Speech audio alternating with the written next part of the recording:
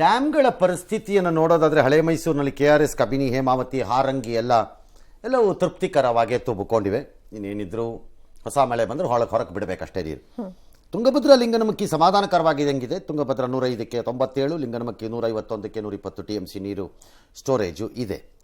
ಸೂಪ still ಇನ್ನು 96, 145 TMC ಕೆಪಾಸಿಟಿಗೆ. Almatti ಒಂದು 67, 123 ಕೆಪಾಸಿಟಿಗೆ. But ಅಲ್ಲಿ 3 ಲಕ್ಷ ಒಳಕ್ಕಿದೆ, 3 ಲಕ್ಷ ಹೊರಕ್ಕೂ ಇದೆ.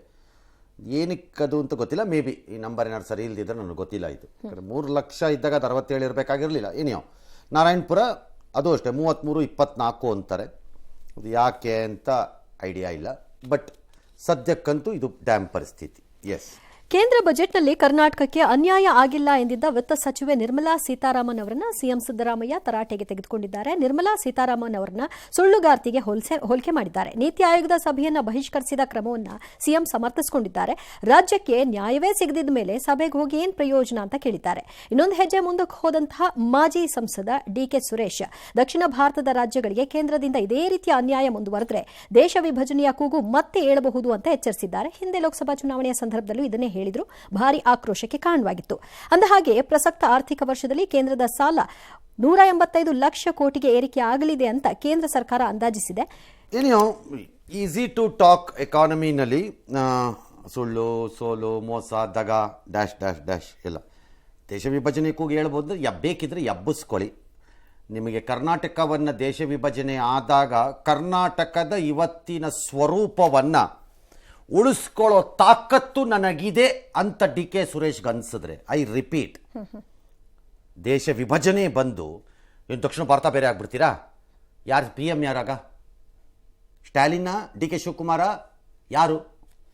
ಹಾಗೆ ಹೇಳುವಂತ ಪ್ರಶ್ನೆ. ಅಥವಾ ಪಿಣರಾಯಿ ವಿಜಯನ್ನ, ಅಥವಾ ಚಂದ್ರಬಾಬು ನಾಯ್ಡುನ, ಯಾರು? ಓಕೆ, ಕರ್ನಾಟಕನೇ ಬೇರೆ ದೇಶ ಮಾಡ್ಕೊಂಬಿಡಿ ಹಂಗಾರೆ.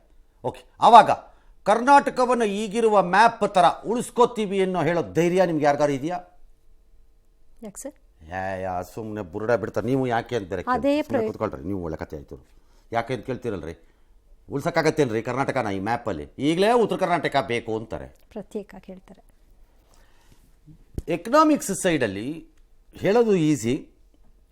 ಕೇಂದ್ರದ ಬಜೆಟ್ನಲ್ಲಿ 51 ಪೈಸಾ, 52 ಪೈಸಾನೇ ಇಟ್ಕೊಳ್ಳೋಣ, ಅದು ರಾಜ್ಯಗಳಿಗೆ ಹೋಗುವ ಹಣ. ಅದರಲ್ಲಿ ಇವ್ರದ್ದು ಅಬ್ಜೆಕ್ಷನ್ ಇದೆ. ನಮಗೆ GST ಅಷ್ಟು ಬರಬೇಕಂತ ಅದು ಕ್ಯಾಲ್ಕುಲೇಷನ್ಸ್ ಗಲಾಟೆ ಅಂತ ಅವರು ವಾಪಸ್ ಮಾಡ್ತಾರೆ ವಾದನ. 52 ಪೈಸಾ, ಇನ್ನು ಉಳ್ಕೊಳ್ತಿರೋದು 48 ಪೈಸಾ ಅಲ್ಲಿ ಕೇಂದ್ರದಲ್ಲಿ.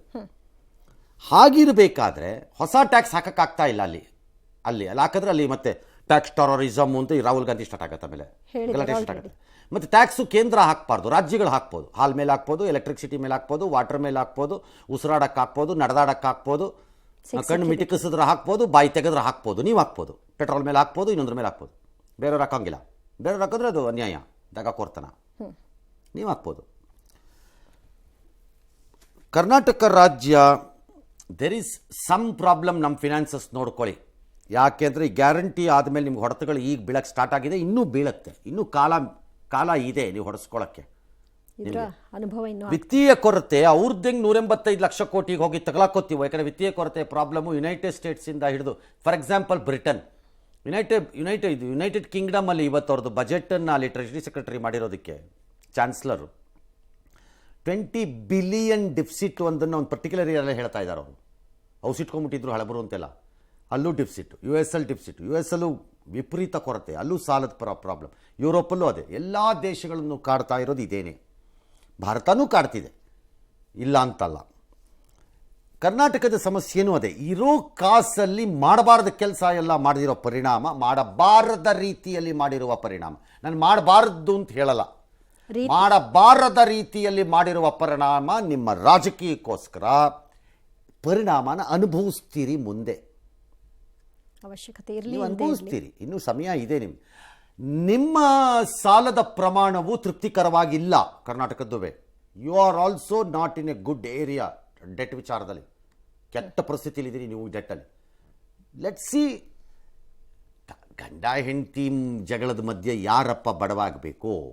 ಕೂಸು. ಅದೇ ರೀತಿ ನಮಗಿರೋ ಅಷ್ಟು ದಿನ ಇರೋಣ, ತಿನ್ಕೊಂಡು ಬಿದ್ದಿರೋಣ, ಇಲ್ದಿದ್ರು ಮುಗೀತು. ಮೂಡ ಹಗರಣದಲ್ಲಿ CM ತಲೆದಂಡಕ್ಕೆ ಒತ್ತಾಯಿಸಿ ಬೆಂಗಳೂರಿನಿಂದ ಮೈಸೂರಿಗೆ ಇದೇ ಶನಿವಾರ ಪಾದಯಾತ್ರೆಗೆ ಹೋಗೋಕ್ಕೆ ದೋಸ್ತಿ ಪಕ್ಷಗಳು ತಯಾರಿ ಮಾಡ್ಕೊಂಡಿವಿ ಅಂತ ಪೂರ್ವಭಾವಿ ಸಭೆ ಎಲ್ಲ ಮಾಡಿದ್ದಾರೆ. ಕಾಂಗ್ರೆಸ್ ಪಕ್ಷಕ್ಕೆ ಮುಜುಗರ ಉಂಟು ಮಾಡೋದಕ್ಕೆಲ್ಲ ಇದು ಮಾಡ್ತಾರಂತೆ. ಆದರೆ ವಿಜೇಂದ್ರ ವಿರುದ್ಧ ಧ್ವನಿ ಎತ್ತಿರೋ ರಮೇಶ್ ಜಾರಕಿಹೊಳಿ ಹಾಗೂ ಯತ್ನಾಳ್ ಪ್ರತ್ಯೇಕ ಪಾದಯಾತ್ರೆ ಮಾಡ್ತಾರಂತೆ. ಮಾಡಿ ಏನು ಮಾಡ್ತೀರಿ? ಏನು ರಮೇಶ್ ಜಾರಕಿಹೊಳಿನ ಅಧ್ಯಕ್ಷ ಮಾಡೋಕ್ಕಾಗತ್ತಾ ಈಗ?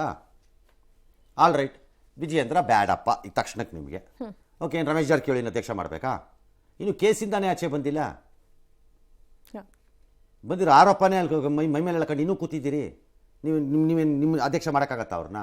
ಬೇಡ. ಯತ್ನಾಳ್, ಈಗ ಯತ್ನಾಳನ್ನ ಅಧ್ಯಕ್ಷ, ಈಗ ಬಂದಿರೋ ಅಧ್ಯಕ್ಷ 6 ತಿಂಗಳಲ್ಲೋ 8 ತಿಂಗಳಿಗೋ ಚೇಂಜ್ ಮಾಡ್ಬಿಟ್ಟು ಯತ್ನಾಳ್ ಮಾಡ್ಬಿಡೋಕ್ಕಾಗತ್ತಾ? ಇಂಪ್ರಾಕ್ಟಿಕಲ್ ಅಲ್ವೇ?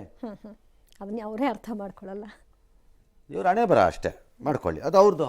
So called powerful, extra powerful, super powerful high command ಇದೆಯಲ್ಲಪ್ಪ, ಅವ್ರು ನಿಭಾಯಿಸ್ತಾರೆ ಬಿಡ್ರಿ, ಯಾವ ಕೆಲಸ. ಇನ್ನು ಕಾಂಗ್ರೆಸ್ ಕೂಡ ಕೌಂಟರ್ ಪಾದಯಾತ್ರೆ ಮಾಡಬೇಕು ಅಂತಾರಂತೆ. ದೇವೇಗೌಡರ ಕುಟುಂಬಕ್ಕೆ ಹಂಚಿಕೆ ಆದ ಸೈಟ್ಗಳ ಲೆಕ್ಕ CM ಹೇಳ್ಬಿಟ್ಟು ನನ್ನ ಹತ್ರ ಎಲ್ಲ ಲಿಸ್ಟ್ ಇದೆ, ಕೊಡ್ಲಾ ಅಂತಾರಂತೆ. ಕೊಡ್ಲಾ ಅಂತ ಕೇಳಕ್ಕೆ ಅದೇನದು ಕೊಡ್ಲಾ? ಏನು ಕೊಡ್ಲಾ? ಯಾಕೆ ಕೊಡಿ, ಕೊಟ್ಬಿಡಿ, ಒಳ್ಳೆ ಕತೆ ಆಯ್ತಲ್ಲ. ಕೊಡ್ಲಾ ಯಾಕೆ? ಯಾರ ಪ್ರಶ್ನೆಗೆ ಕೊಡಿ. 40 ವರ್ಷದಿಂದ ನೀವು ಅವ್ರ ಜೊತೆನೇ ಇದ್ದವ್ರು ತಾನೇ, ಕೊಡ್ರಿ. ಬೇಡ ಅಂದವ್ರು ಯಾರು ನಿಮ್ಮನ್ನ?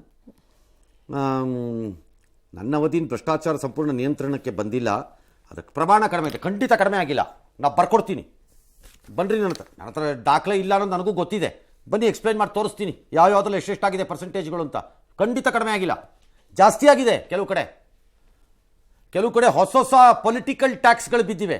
ಪೊಲಿಟಿಕಲ್ ಟ್ಯಾಕ್ಸು, ಆಫೀಸರ್ಸ್ ಟ್ಯಾಕ್ಸ್ ಬೇರೆ, ರಾಜಕಾರಣದ ಟ್ಯಾಕ್ಸ್ಗಳು ಬಿದ್ದಿವೆ ಕೆಲವು ಕಡೆ. ಬರ್ರಿ, ನಾನು ಬಂದಾಗ ನಾನು ಹೇಳ್ತೀನಿ ಬೇಕಾರೆ, ಎಲ್ಲೆಲ್ಲಿ ಬಿದ್ದಿದೆ ಅಂತ ಹೇಳ್ತೀನಿ, ಎಷ್ಟೆಷ್ಟು ರೂಪಾಯಿ ಬಿದ್ದಿದೆ ಅಂತಲೂ ಹೇಳ್ತೀನಿ ಬೇಕಾರೆ. ಕಡಿಮೆ ಆಗಿಲ್ಲ, ಜಾಸ್ತಿ ಆಗಿದೆ. ಅದು ನಿಮಗೂ ಗೊತ್ತು, ನೀವು ಸುಳ್ಳು ಹೇಳಬಾರ್ದು. ಸಂಸತ್ನಲ್ಲಿ ಕರ್ನಾಟಕಕ್ಕೆ ಭ್ರಷ್ಟಾಚಾರದ ಹಣೆಪಟ್ಟಿ ಕಟ್ಟಲು ಬಿಜೆಪಿ ಯತ್ನಿಸ್ತಿದೆ. ಹಣೆಪಟ್ಟಿಯಲ್ಲಿ ಅವರಿದ್ದಾಗಲೂ ಭ್ರಷ್ಟಾಚಾರನೇ, ಈಗಲಿದ್ದರೂ ಭ್ರಷ್ಟಾಚಾರನೇ. ಇಬ್ಬರದು ಏನು ಹಣೆಪಟ್ಟಿ ಹೊಸದಾಗಿಲ್ಲ. ಅವರೊಂದು ಸ್ವಲ್ಪ ಒಳ್ಳೆ ಇನ್ನೊಂದು ಒಂಥರ ಬಟ್ಟೆ, ನಿಮ್ದೊಂಥರ ಬಟ್ಟೆ, ಅಷ್ಟೇ ವ್ಯತ್ಯಾಸ. ಅನುಮತಿ ಕೊಡಲು ಬಂತೆ ಪಾದಯಾತ್ರೆಗೆ, ಬಟ್ ಅವ್ರು ಮಾಡಿದ್ರು ತೊಂದರೆ ಇಲ್ವಂತೆ. ಅದು ಯಾವ ನ್ಯಾಯ? ಮಾಡೋದಿದ್ರು ಮಾಡಲಿ ಅಂತ ಪರಮೇಶ್ವರ್. ಈ ಪರಮೇಶ್ವರು ಅಯ್ಯೋ ಬನ್ರಪ್ಪ, ಸಾಕು, ನೆಕ್ಸ್ಟ್ ತಗೊಳ್ಳಿ ಸುಮ್ಮನೆ. ಕಾಂಗ್ರೆಸ್ ಹೈಕಮಾಂಡ್ ಕರೆಯ ಮೇರೆಗೆ ನಾಳೆ ಸಿಎಂ ಡಿಸಿಎಂ ದೆಹಲಿಗೆ ಹೋಗ್ತಾ ಇದ್ದಾರೆ. ಈ ಬೆನ್ನಲ್ಲೇ ಸಂಪುಟ ಸರ್ಜರಿ ಆಗಬಹುದು ಎಂಬ ಸುದ್ದಿ ಕೂಡ ಹಬ್ಬಿದೆ. ಇದಕ್ಕೆ ಪೂರಕ ಎಂಬಂತೆ ಸಚಿವ ಜಮೀರ್ ಅಹ್ಮದ್ ಒಂದು ಹೇಳಿಕೆಯನ್ನು ಕೊಟ್ಟಿದ್ದಾರೆ. ಎಷ್ಟು ದಿನ ಸಚಿವನಾಗಿರ್ತೀನೋ ಗೊತ್ತಿಲ್ಲ, ಮುಂದೆ ಮಂತ್ರಿ ಆಗ್ತೀನೋ ಇಲ್ವೋ ಗೊತ್ತಿಲ್ಲ ಅಂತ ಅವ್ರು ಹೇಳಿದ್ದಾರೆ. ನಾಳೆಯ ದೆಹಲಿ ಭೇಟಿ ವೇಳೆ ಪಕ್ಷದ ಬಣಬಡಿದಾಟ, ಸರ್ಕಾರದ ವಿರುದ್ಧ ವಿಪಕ್ಷಗಳು ಮಾಡ್ತಾ ಇರೋ ಆರೋಪ, ಹೋರಾಟವನ್ನು ಎದುರಿಸುವ ಬಗ್ಗೆ ಎಲ್ಲ ಚರ್ಚೆ ಆಗುವ ಸಂಭವ ಇದೆ. ಆದರೆ ಹಗರಣಗಳ ಬಗ್ಗೆ ಸ್ಪಷ್ಟನೆ ಕೊಡೋದಕ್ಕೆ ಸಿಎಂ ಡಿಸಿಎಂ ಹೋಗ್ತಿಲ್ಲ ಅಂತ ಗೃಹ ಸಚಿವ ಪರಮೇಶ್ವರ್ ಹೇಳಿದ್ದಾರೆ. ಆಗ್ತೀನೋ ಇರ್ತೀನೋ ಬಿಡ್ತೀನೋ ಗೊತ್ತಿಲ್ಲ. ದೇವ್ರು ನನ್ಗೆ ಈಗ ಅವಕಾಶ ಕೊಟ್ಟವನೆ. ಅಲ್ಪಸಂಖ್ಯಾತರು ಮಂತ್ರಿ ಮಾಡಿದ ನನಗೆ 4 ವರ್ಷ ನಮ್ಮ ಸರ್ಕಾರ ಇರ್ತದೆ. ನನ್ನ ನಂಬಿಕೆ ಇದೆ, ನಮ್ಮ 4 ವರ್ಷ ಸರ್ಕಾರದಲ್ಲಿ ನಾನೇ ಅಲ್ಪಸಂಖ್ಯಾತರು ಮಂತ್ರಿ ಆಗಿ ಇರ್ತೀನಿ ಅಂತ ನನಗೆ ವಿಶ್ವಾಸ ಇದೆ. ಅಧ್ಯಕ್ಷರು ಮುಖ್ಯಮಂತ್ರಿಗಳು, ನಮ್ಮ ಪಕ್ಷದ ಹೈಕಮಾಂಡ್ನವ್ರು ಕರೆದಾಗ ಹೋಗೋದು ಏನು ಹೊಸದೇನಲ್ಲ, ಹಾಗಾಗಿ ಕರೀತಾ ಇರ್ತಾರೆ. ನಮಗೆ ಕೆಲವು ಸೂಚನೆಗಳನ್ನ ಪಕ್ಷದ ವತಿಯಿಂದ ಮತ್ತು ಸರ್ಕಾರಕ್ಕೆ ಎಲ್ಲ ಸೂಚನೆಗಳನ್ನು ಕೊಡೋರು, ಅದೇ ಪ್ರಕಾರ ಹೋಗಿ ಬರ್ತಾರೆ. ಅದೇನು ಹೊಸದೇನಲ್ಲ, ಅದಕ್ಕೇನು ಬೇರೆ ಬೇರೆ ಅರ್ಥ ಕಲ್ಪಿಸೋ ಅಂತ ಅಗತ್ಯ ಇಲ್ಲ. ಮುಡಾ ಪ್ರಕರಣದಲ್ಲೂ ಸಿಎಂ ಹೆಸರು ಕೇಳಿ ಬರ್ತದೆ, ವಾಲ್ಮೀಕಿ ಪ್ರಕರಣದಲ್ಲೂ ಸಿಎಂ ಹೆಸರು ಕೇಳಿ ಬರ್ತದೆ. ಹೈಕಮಾಂಡ್ ಸ್ಪಷ್ಟೀಕರಣ ಕೇಳ್ತಾ ಇದೆ. ನನಗೆ ಗೊತ್ತಿದ್ದಂಗೆ ಆ ರೀತಿ ಏನಿಲ್ಲ. ಆಲ್ ರೈಟ್, ಪರಮೇಶ್ವರ್ ಅವರಿಗೆ ಭಾಳ ವಿಚಾರ ಗೊತ್ತೇ ಇರಲ್ಲ ಅಂತ ಅನ್ಕೋಬೇಕೀಗ ನಾವು. All right, most